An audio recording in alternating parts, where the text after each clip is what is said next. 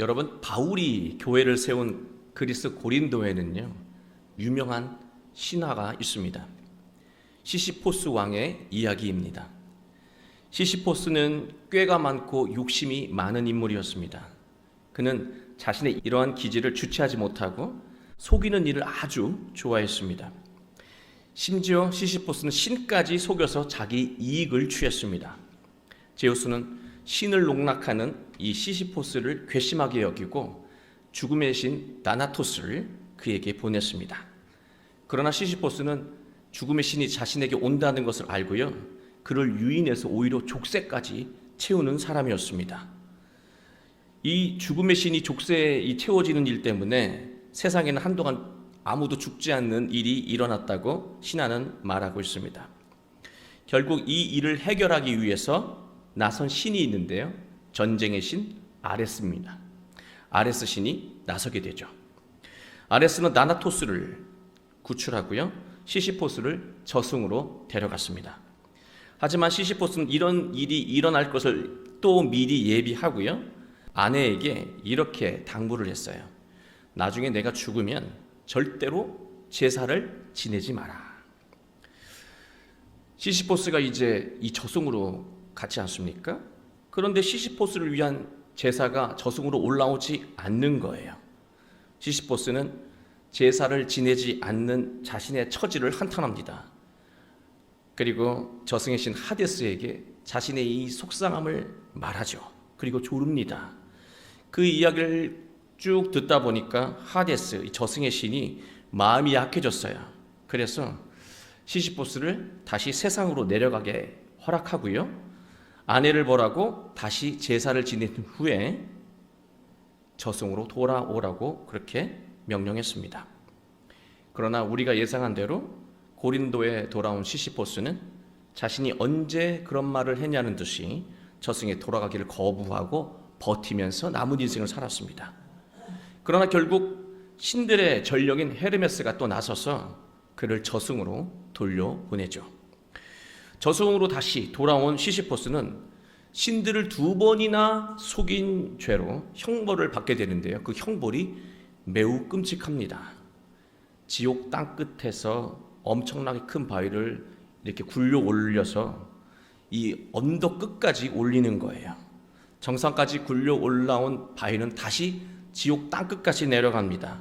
그러면 지옥 땅 끝까지 다시 내려가서 그 바위를 가장 높은 곳까지 올리는 거예요. 이 일을 무한 반복하는 것이 시시포스가 받은 형벌입니다. 알베르 까미는 시시포스의 이 신화를 보면서 인간의 삶을 그대로 비유하는 것이라고 말합니다. 희망이 없는 일을 무한 반복하는 어리석은 인간의 실존을 형상화했다고 말하는 것이죠. 자기 생각과 판단을 지혜롭고 현명하다고 여기면서 온갖 머리를 쓰지만 그래봐야 결국 고통의 굴레에서 벗어나지 못하는 것이 인간이라고 하는 거예요. 그게 바로 시시포스이고 오늘을 살아가는 우리 자신이라고 하는 것입니다. 성경의 창세기를 보면은요, 선악과를 먹고 스스로 눈이 밝아졌다고 생각하는 사람은 누구나 고통의 굴레에서 벗어날 수 없음을 이미 기록하고 있습니다. 하나님의 뜻을 거역하고 하나님에게 거짓말을 하며 자기 방식대로 살다가 죄의 고통의 굴레에 갇혀버린 존재가 아담과 하와이고요, 오늘을 살아가는 우리 자신이라고 하는 것입니다. 성경에서 말하는 이 죄악이라고 하는 것은요, 우리가 의미를 좀 짚고 넘어가야 되는데요, 사회적인 질서를 어긴 범죄만을 가리키는 것이 아닙니다. 그래서 우리가 성경에서 죄인이라 그러면 내가 무슨 죄를 졌어? 이런 질문이 나올 수 있는 거예요, 신앙이 없는 사람들은. 그러나 성경에서 말하는 이 죄악이라고 하는 것, 이 구약에서 히브리어 이 악이라고 하는 단어 있지 않습니까? 이 라라고 하는 단어는요, 그 어원이 괴롭히다라고 하는 데서 왔어요. 다시 말해서 악은 삶을 괴롭게 만드는 원인이라고 하는 것을 의미합니다. 또 신약시대에서 헬라어 이 죄, 하마르티아라고 하는 단어는요, 죄라는 의미도 있지만 그 본래의 뜻이 관역에서 벗어났다라고 하는 것을 말합니다. 관역을 정확하게 맞추지 못하고 엉뚱한 대로 나간 것을 하마르티아, 죄라고 하는 거예요. 결국 이것을 의미적으로 해석을 하면 하나님의 뜻을 따르지 않고 하나님의 질서에서 벗어난 상태로 살아가는 것을 죄라고 말하고 하는 것입니다. 결국 인간은 하나님의 질서에서 벗어나면 고통의 굴레에서 허덕이며 살게 된다는 거예요. 우리는 대부분 사회적으로 큰 죄를 짓지 않고 살아갑니다. 작은 죄를 질 수는 있겠지만 심각한 죄를 짓는 사람은 그렇게 많지 않습니다. 보통 최대한 성실하게 살려고 노력하죠. 그러나 삶은 행복하기보다 걱정이 더 많고요. 그 행복의 순간보다 걱정하고 근심하는 순간이 훨씬 더 비중적으로 많고요. 일상은 평안한 것보다 고단한 것이 더 많다는 거예요. 불쑥불쑥 이렇게 사는 것이 맞는가라는 생각이 들 때는요, 불안이 내 마음속에, 우리 마음속에 가득해진다는 거죠. 그리고 압박감을 느끼게 되고요, 또 때로는 헛헛함을 느끼게 되기도 합니다. 우리는 그때마다요, 방어기제로 위안거리를 찾습니다. 불안하고 헛헛하고 그리고 압박감을 느낄 때 나를 위로하는 방어기제를 찾는 거예요. 위안거리를 찾습니다. 성장한 자녀들을 이렇게 보면서 그래도 저 아이들을 보면서 그래서 잘 산 거 아닐까? 저렇게 잘 자란 것을 보면서 그렇게 생각을 하는 거죠. 위안합니다. 위로합니다. 또 때로는 모아놓은 재산을 헤아리면서 인생 열심히 살아서 이렇게 넉넉하게 됐어 라고 하면서 자신을 위로할 수도 있습니다. 그러나 시간이 지나면 그것도 다 사라지고요, 깊은 불안과 두려움이 다시 수면 위로 올라온다는 거예요. 우리는 문득문득 바위 같은 것이 가슴에 박혀 가슴을 짓누르는 것 같은 생각이 들 때가 있습니다. 해소가 되지 않는 답답함이 있다는 거죠. 뭘 해도 가슴에 박힌 이 바위 때문에 기쁘지가 않은 거예요. 오늘 본문을 쓴 시인이 그런 마음으로 탄식하고 있습니다. 시인은 하나님을 향한 신앙을 통해서 자기 가슴을 짓눌러 온 바위를 빼내고요, 참된 인생의 길을 찾아내는데요, 우리 모두 오늘 말씀을 통해서 우리 가슴을 짓누르는 고통의 바위를 다 빼내시고 참된 행복과 평안을 누리게 되길 주님의 이름으로 축원합니다. 1절 보면 여호와여 내가 깊은 곳에서 주께 부르짖었나이다. 시인은요, 자신의 마음이 매우 깊은 곳에 있었다는 거예요. 다르게 말하면 절망을 겪고 고통을 겪으면서 심적인 상태가 바닥까지 내려온 거예요. 그 상황 속에서 하나님에게 부르짖었다고 말하고 있습니다. 시인은 수렁에서 헤어나지 못하는 사람처럼 매우 고통스러운 상태였습니다. 그래서 하나님에게 부르짖은 거예요.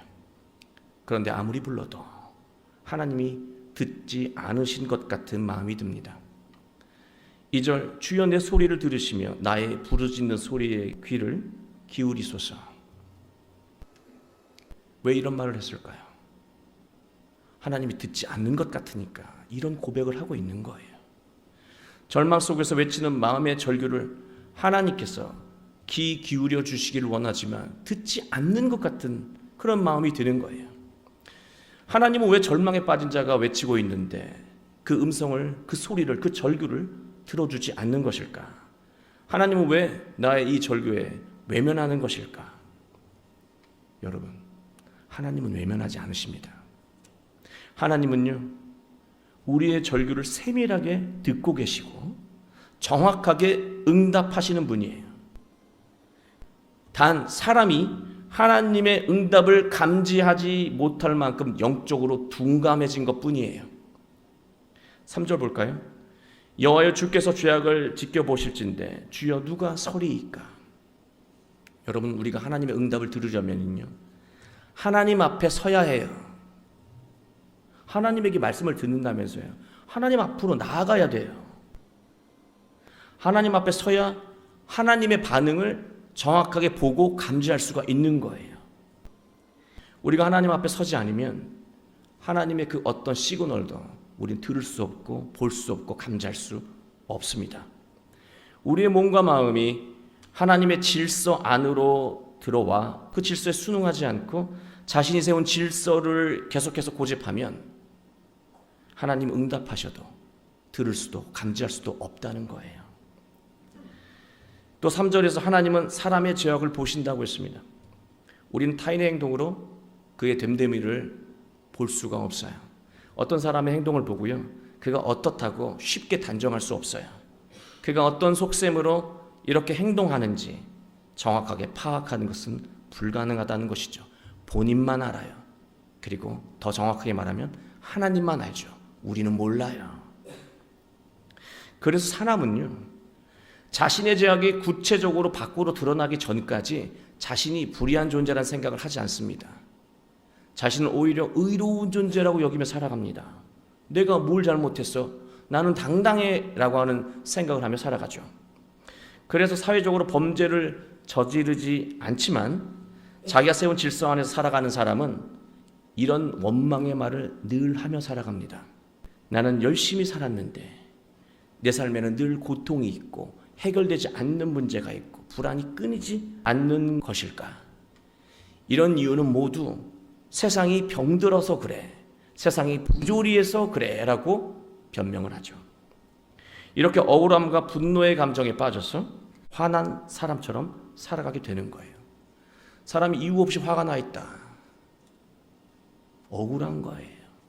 세상이 부조리하게 보이는 것이고 세상이 병들었다고 생각하는 거예요. 자기만 빼놓고. 우리를 짓누르는 죄악의 굴레에서 벗어나는 길은요, 자기가 세운 질서를 버리고 하나님의 질서 안으로 들어가는 거예요. 우리는 모두가 자기 질서를 가지고 있습니다. 그 질서를 고집하는 한 우리는 죄악의 굴레에서 절대로 벗어날 수가 없어요. 늘 원망하고 억울하고 속상하고 그리고 때로는 불안하고 헛헛해요. 자기가 세운 질서를 버리고 하나님의 질서 안으로 들어가야 하는 거예요. 자기가 세운 질서 안에는 죄가 아니었어요. 내 기준으로는 죄가 아니에요. 그러나 하나님의 질서 안으로 들어가니까, 하나님의 말씀으로 나를 보니까 내가 얼마나 심각한 죄인이고 이기적인 사람이고 몹쓸 사람인 것을 깨닫게 되죠. 불의함을 보게 된다는 거예요. 4절 볼까요? 사유하심이 주께 있으면 주를 경외하게 하심이니이다. 사람은 자신의 죄악을 보고 느끼면 용서를 받아야 합니다. 나 죄지었구나, 나 불의하구나 라는 생각을 하게 되면요, 용서를 받아야 해요. 그 죄를 안고 살면요, 답답해요. 고통스럽습니다. 한숨이 계속해서 절로 나와요. 또 용서를 받아야 고통의 굴레에서 벗어날 수 있다는 거예요. 사유하심이 주께 있다. 이 사유하다라고 하는 것은 용서한다는 거예요. 참된 용서는 주님께 있다는 거예요. 하나님은 죄를 짓는 것을 싫어해요. 그러나 용서를 구하는 자는 하나님이 품으시고 반기신다는 거예요. 하나님이 심판하는 사람은요, 용서를 구하지 않는 사람이에요. 회개하지 않는 사람이에요. 잘못해서 벗어나지 않는 사람이에요. 하나님은 용서를 구하면 모두 용서하신다는 거예요. 용서를 받으면 우린 죄의 굴레에서 벗어날 수 있다는 것입니다. 그러나요, 여러분, 용서의 완성은요, 하나님이 용서했어 하고 마음에 이 짐을 더는 것으로 끝나는 게 아니에요. 용서받은 죄악을 다시는 저지르지 않는 거예요. 용서받은 죄악과 완전히 단절하는 것이 용서의 완성이라고 하는 것입니다. 죄악의 삶과 단절하기 위해서는 하나님을 경외해야 합니다. 하나님을 경외한다는 것은 하나님이 지금 이 순간에도 나를, 여러분을 보고 계시다는 것을 의식하는 거예요. 하나님을 의식하며 사는 것이 하나님을 경외하는 것입니다. 사람은요, 공경의 대상이 눈앞에 보이면요, 그 앞에서 어려워하면서 언행을 삼가합니다. 그러나 공경의 대상이 눈에 보이지 않잖아요. 금세 자기 마음대로 말하고 행동하죠. 그게 사람이에요. 부모에게 용서를 받아도 부모님이 출타하시면요, 나쁜 짓을 다시 합니다. 그게 어린 자녀예요. 우리가 그렇게 살아요. 정확하게 말하면 우리가 하나님에게 용서를 구하지 않는 것이 아니에요. 우리는 오히려 용서를 너무 잘 구해요. 하나님 잘못했어요. 그런데도 우리가 죄악과 고통, 절망과 불안의 이 굴레에서 벗어나지 못하는 것은요, 용서받은 죄를 다시 저지르기 때문에 그래요. 또 저지르기 때문에 그 죄악과 고통의 굴레에서 벗어나지 못하는 거예요. 하나님이 눈에 보이지 않으시잖아요. 하나님을 볼 수 없기 때문에 우리는 수시로 하나님을 잊습니다. 하나님 의식하다가도 잠깐 뭘 보면 그때 또 잊어버려요. 망각합니다. 그러나 우리가 하나님을 잊지 않기 위해서, 항상 의식하기 위해서 고정적인 시간을 내서 하나님에게 집중할 수 있다면, 하나님 말씀을 묵상할 수 있다면 우리는 늘 하나님을 의식할 수 있고 하나님이 주시는 말씀과 지혜와 능력을 모두 감지할 수 있다는 거예요. 이것이 바로 하나님을 경외하는 자가 누리는 복입니다. 하나님을 경외하는 자가 누리는 복이에요. 하나님을 경외하는 구체적인 삶을 5절에서 말씀하고 있습니다. 나 곧 내 영혼은 여호와를 기다리며 나는 주의 말씀을 바라는도다. 우리는 우리의 미래가 우리의 생각대로 되지 않는 것 같아서 늘 불안하죠. 불안은 우리를 조급하게 만들고 성급히 행동하게 만듭니다. 우리는 하나님의 뜻을 기다려야 합니다. 불안이 시키는 대로 행동하면 100% 실패해요. 불안의 감정이 소멸될 때까지 하나님의 뜻을 믿음으로 기다려야 합니다. 그렇지 않고서 불안이 시키는 대로 행동을 해버리면 우리는 고통과 아픔의 굴레 그 안으로 들어가게 된다는 거예요. 하나님의 뜻을 기다린다는 것은요, 미련한 것이 아니라 능력입니다. 하나님의 뜻을 기다릴 줄 아는 것은 지혜 정도가 아니라 능력이에요. 아무나 못해요. 대부분 조급해서 자리에서 일어나 자기 뜻대로 살아가죠.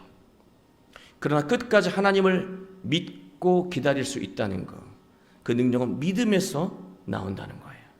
미래에 대한 어떤 계획이나 설계 때문에 조급한 마음을 느끼고 있다면 차분히 믿음을 먼저 회복해야 하는 것입니다. 5절 후미에 나는 주의 말씀을 바라는도다. 여기서 바라다라고 하는 야할이라고 하는 히브리 단어는요, 희망을 두다라고 하는 뜻을 가지고 있습니다. 나는 주의 말씀에 희망을 둔다라는 뜻이에요. 우리가 자기 생각과 세상의 조언에 기대를 걸고 희망을 두게 되면은요, 우리는 망해요. 그러나 우리가 하나님의 말씀에 인생의 소망을 두면요, 우리는 승리할 수 있다라고 하는 것입니다.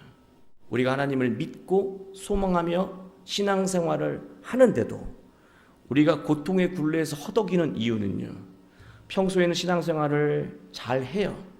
그러나 위험과 어려움과 절망의 순간, 이 결정적인 순간에 우리는 하나님의 말씀에 희망을 두지 않고 자기 생각과 주변의 조언에 흔들리며 그것을 쫓아간다는 거예요. 그래서 우리가 다시 고통의 굴레에 들어가게 되는 거예요. 하나님에게 희망이 있습니다. 하나님이 여러분 한 분 한 분에게 주시는 말씀에 참된 소망이 있는 것입니다. 하나님의 말씀을 기다리고 소망하는 것의 중요함을 6절에서 다시 말합니다. 파수꾼이 아침을 기다림보다 내 영혼이 주를 더 기다리나니 참으로 파수꾼이 아침을 기다림보다 더 하도다. 저는 지금껏 이 6절 말씀을요, 보초가 밤에 근무를 서는 것이 너무나 피곤해서 빨리 근무 시간이 끝났으면 좋겠다, 빨리 아침이 됐으면 좋겠다, 그렇게 기다리는 것으로 이해했고 배웠고 그렇게 여겨왔습니다. 저도 군대에서 보초를 야간 경계 근무를 서봐서 아는데요, 이렇게 하나님을 기다리듯이 간절하게 아침을 기다리면 보초를 쓰지는 않았던 것 같아요. 그냥 이래저래 하다 보면 아침이 오거든요. 물론 이게 전쟁 때다 뭐 이렇게 얘기하면 또 상황이 달라질 수 있겠지만 정말 죽을 것 같이 아침을 기다리고 그러진 않거든요. 근데 저는 이 파수꾼의 아침을 기다리는 말씀을 보면서 깨달은 것이 있었습니다. 우리의 인생 자체가 고달픈 파수꾼과 같은 인생 아닙니까? 언제나 밝은 아침을 기다리지만 우리의 상황과 형편은 늘 고통스럽고 고단한 어두운 밤과 같습니다. 즐겁고 행복한 일보다 빨리 지나갔으면 하는 괴로운 일들이 훨씬 더 많다는 거예요. 한번 비중을 보세요. 일상의 비중을 보세요. 행복한 일이 얼마나 됩니까? 늘 빨리 지나갔으면 하는 일이에요. 빨리 퇴근했으면 하는 일들이고 빨리 힘든 일이 사라졌으면 하는 일들 뿐이에요. 우리 인생이 고단한 파수꾼이에요. 이 파수꾼이라고 하는 쏴마르라고 하는 히브리 단어는요, 보호하다, 뭘 지켜내다는 뜻도 있지만요, 아주 특이한 뜻이 있습니다. 울타리를 치다라고 하는 뜻이 있습니다. 우리는 자신의 인생과 가정을 지켜보겠다고 울타리를 칩니다. 보호해보겠다고 울타리를 쳐요. 세상을 경계하고 우리는 늘 걱정과 불안하며 살아갑니다. 우리가 울타리를 치고 걱정하고 불안해하는 것을 우린 당연하게 여겨요. 우리가 파수꾼 같은 인생을 살기 때문에 그렇죠. 잠깐 졸면 죽는다. 지금 이거 하지 않으면 우리는 망한다. 지금 세상을 따라가지 않으면 큰일 난다. 지금 이 유행을 놓치면 안 된다. 라고 하는 그런 불안감을 늘 갖고 살아간다는 거예요. 우리는 이러한 삶을 끊임없이 되풀이하다가 인생을 마감할 수도 있습니다. 마치 시시포스가 바위를 끊임없이 언덕으로 올려도 다시 지옥 땅끝까지 내려가는 그 일을 반복하는 인생처럼 끝이 보이지 않는 괴로움 속에 서덕이며 살 수 있다는 거예요. 우리의 희망은 하나님이에요. 우리를 향한 하나님의 말씀만이 우리의 참된 소망이라고 하는 것입니다. 7절 이스라엘아 여호와를 바랄지어다. 여호와께서는 인자하심과 풍성한 속량이 있음이라. 그가 이스라엘을 그의 모든 죄악에서 속량하시리로다. 하나님의 질서 안에서 살아가고 마음의 방향이 늘 하나님을 향해 있다면 모든 죄악과 고통의 굴레에서 벗어나 우린 참된 자유와 기쁨을 누리며 살아갈 수 있다는 것입니다. 인생이 일이 아니고요, 기쁨이고 설렘이고 감격이 된다는 거예요. 여러분 5절 6절에서 내 영혼이라고 하는 단어들을 말했잖아요. 내 영혼이 이런 표현을 썼습니다. 내 영혼이란 히브리 단어는 네페시라고 하는 단어인데요, 영혼, 마음, 영 이런 뜻도 있지만요, 한숨이라고 하는 뜻이 있습니다. 우리가 하나님의 질서에서 벗어나 자기 의로움대로 살아가게 되면 우리가 아무리 계획을 잘 세우고 강한 의지를 가지고 살아도요, 우리의 인생은 언제든 바닥까지 내려올 수 있다는 거예요. 시시포스가 바위로 올려도 다시 땅끝까지 내려가는 그 실패를 맛보는 것처럼 우리의 인생은 한숨이 끊이지 않는 인생이 될 수 있다는 것입니다. 사랑하는 교회 여러분, 예수님은요 우리에게 이렇게 말씀하십니다. 얘야, 그만 바위 올려라. 다시 내려갈 그 무의미한 바위 올리는 일 그만하거라. 삶의 그 짐을 다 내려놓거라. 그럼 어리석은 일을 그만 반복하고 우리 구원된 삶을 살아가자. 그 말씀을 주시려고 예수님이 오신 것이고 십자가에 달리신 거예요. 우리의 가슴에는 고통과 불안, 절망과 두려움의 바위가 박혀 있어요. 젊은이는 미래에 대한 불안의 바위가 박혀 있고요. 지금까지 인생을 살아온 분들은요, 남들은 잘 산 것 같은데 난 왜 이 모양일까? 후회의 바위가 우리를 꽉 막고 있을 수도 있고요. 어떤 어려움을 겪고 있다면 절망의 바위가 우리의 가슴을 박고 있을 수도 있습니다. 이 바위가 우리 안에 박혀 있는 한 우리는 자유함과 나만의 능력을 드러내며 인생을 살 수가 없어요. 빼내야 한다는 거예요. 빼내는 길은 단 하나뿐이에요. 하나님을 경외하는 것입니다. 하나님을 의식하는 거예요. 내가 늘 부족해서 금세 잊는다면 시간을 두고 하나님을 묵상하는 것이죠.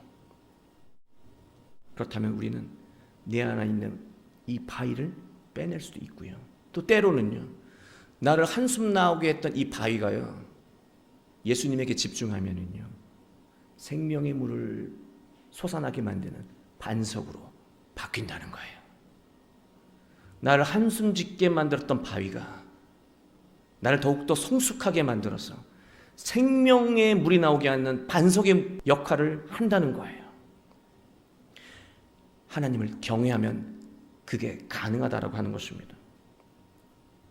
매 순간 하나님을 경외하며 마음의 반석을 통해서 힘들고 고단하고 답답한 인생이 아니라 경쾌한 인생을 사셨으면 좋겠습니다.